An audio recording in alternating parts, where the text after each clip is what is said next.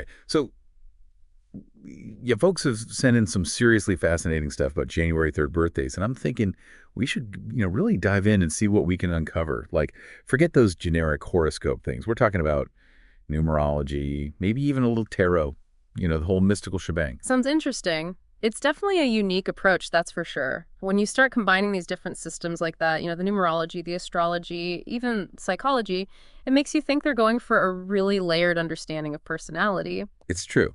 So the source material we have, it jumps right into it, and calls January 3rd the day of total involvement. And listen to this. These folks are supposedly all about in it to win it, 100% committed, never back down. And honestly, I got to say, I know a few people like that. Inspiring? Definitely. But a handful sometimes. Have you noticed this in people born on this date? Yeah, it definitely lines up with things we often talk about, like grit and perseverance, right? Those are usually seen as, well, key ingredients to success. But I think you're spot on when you say there can be too much of a good thing. Like, that unwavering dedication is almost like a double-edged sword. It can lead to some really impressive accomplishments, but it can also create, well, some potential challenges in their relationships. Oh, totally. It's like they get so focused on that finish line, that they might accidentally bulldoze over anyone who happens to be in their way. And get this, the source even says that January 3rd birthdays can be, and I quote, persuasive and stubborn. I mean, it makes sense, right? Like, yeah, they probably get their way, but maybe not always by winning any popularity contests in the process, if you know what I mean. Yeah, that's a pretty potent combination of traits, no doubt about it. And you've hit on something really crucial here. The whole power dynamic thing. Just imagine someone like this in a business negotiation. They probably wouldn't be so quick to back down, right? But then take that same tenacity and put it in a more personal relationship. That's where things could get a little tricky if there's not a good balance of, flexibility. So then, how should someone approach a relationship with a person like that? Because let's face it, relationships need that give and take. Otherwise, it's just not going to work. That's the million-dollar question, isn't it? And I think the answer really depends. It depends on the situation itself and, of course, the specific people involved. It's almost like a dance. Do you try to meet that intensity head on, or do you try to find these subtle ways to encourage more compromise? It's definitely a balancing act. Totally a delicate dance. So we talked about the whole never say die attitude, but then the source material throws in this whole numerology aspect, specifically the number 3. And it even mentions Jupiter and Saturn. And honestly, I'm a little fuzzy on how all of that connects to their personality. Okay, so picture it this way. When you think about the number 3, what usually comes to mind? For a lot of people, it's creativity, ambition, even, maybe a little touch of drama.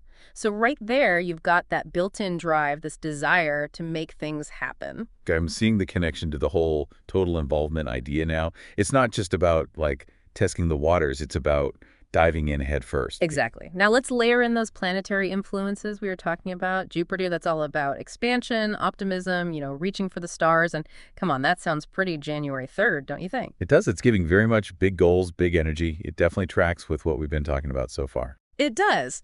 But here's where Saturn comes in, right? Saturn is all about discipline, structure, and those all-important boundaries.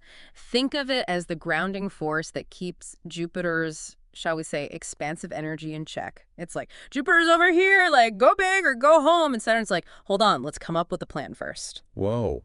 That's actually fascinating. So it's not just about having these big, ambitious dreams. It's also about having the discipline to actually make them a reality.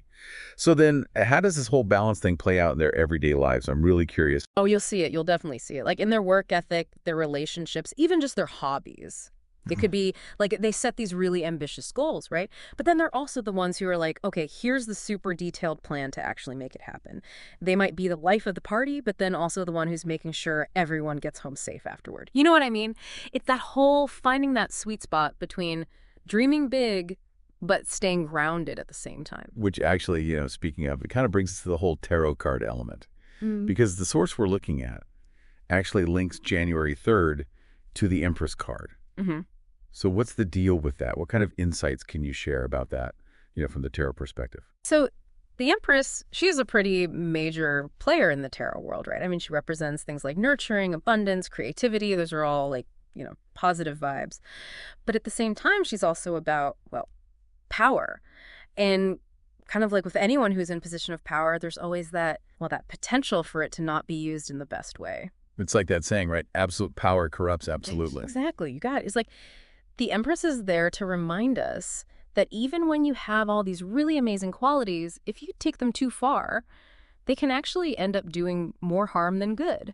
Think about someone who's like super nurturing, but it's almost to the point of being smothering, Or someone who's just bursting with creative energy, but they have a really hard time actually collaborating with others because they have to have total control. It's about finding that balance. So it's like that whole Jupiter and Saturn thing again. It all comes back to balance. You got it. It always does. The Empress card is basically saying that for people born on January 3rd, they really have to learn how to use their strengths, like really consciously. Hmm. It's likely they're going to naturally gravitate towards those leadership type roles, but the key is making sure they're leading in a way that's empowering for everyone, not overpowering. I've never thought about it that way before. It's actually a much more nuanced perspective than I've usually heard. And speaking of balance, the source also talks about how important balance and self-care are, specifically for folks born on January 3rd. What do you think about that? I think it's huge, especially with their tendency to just be so intensely involved in, well, everything. Because if you're always on, always pushing towards some goal, it's so easy to just completely forget about taking care of yourself. Oh, 100%. It's like they're so busy taking care of business that, taking care of themselves completely falls off the radar. I can see how that would be a problem. Totally. And the source mentions things like diet, exercise, getting those regular checkups, all that good stuff. But it's not just the physical stuff, right? It's their mental and emotional well-being that are just as important, maybe even more so, because they do have that tendency to, overwork themselves, burning the candle at both ends and all that. Yeah.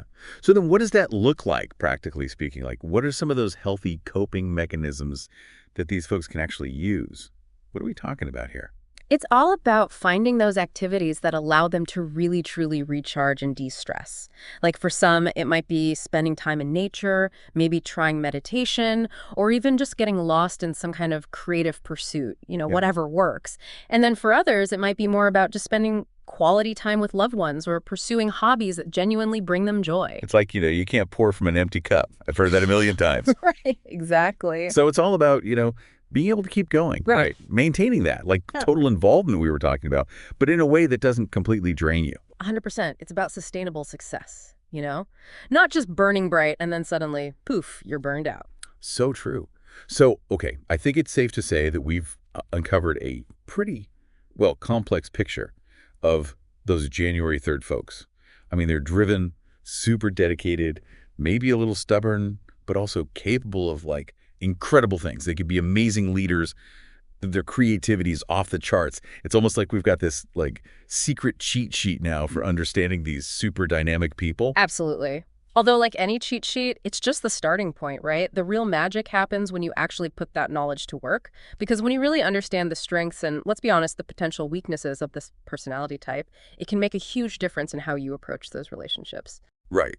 It's about recognizing those tendencies and then figuring out how to adapt your approach. Yeah. Because one size definitely does not fit all in this case. Exactly.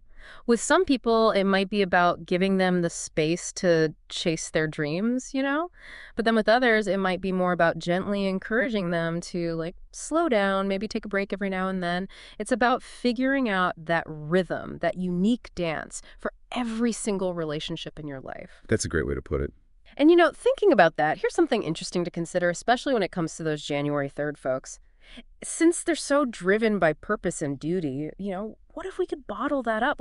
How could they channel those qualities to really make a difference out there in the world? What kind of mark are they going to leave on history? What do you think? I love that. It makes you think about the impact each of us can actually have. If we can really tap into our strengths, Yeah. And honestly, it's bigger than just trying to figure out January 3rd birthdays. It's about realizing that all of us, we all have these unique qualities. And if we can use them in a way that's conscious and, intentional, they can become part of something much bigger than ourselves. Yes, absolutely. And that's a journey worth taking, no matter when you were born.